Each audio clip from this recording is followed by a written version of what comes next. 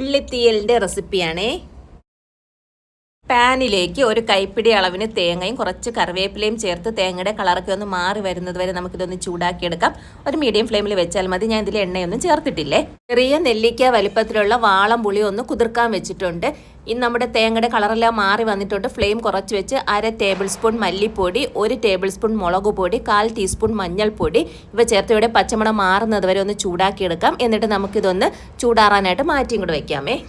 ചട്ടിയിലേക്ക് വെളിച്ചെണ്ണ ഒഴിച്ച് കടുകിട്ട് പൊട്ടി വരുമ്പോൾ 20ഓളം ചെറിയ ഉള്ളിയും 4 അല്ലി വെളുത്തുള്ളിയും 2 വറ്റൽ മുളകും 2 പച്ചമുളകും കുറച്ച് കറിവേപ്പിലയും ഉപ്പും കൂടെ ചേർത്ത് നല്ലതുപോലെ ഒന്ന് വഴറ്റി ഉള്ളിയൊക്കെ ഒന്ന് വെന്ത് ഒന്ന് വാടി വരില്ല, അതുവരെ നമുക്കിതൊന്ന് തുറന്നു വെച്ചിട്ട് തന്നെ ഒന്ന് വഴറ്റിയെടുക്കാം.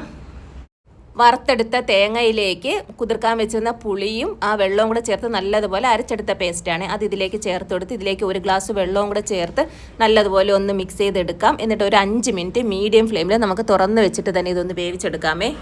ഉപ്പ് കുറവാണെങ്കിൽ ഉപ്പ് കൂടി ചേർത്ത് കൊടുക്കണേ. അപ്പോൾ നമ്മുടെ തീയൽ നല്ലതുപോലെ കുറുകി വന്നിട്ടുണ്ട്.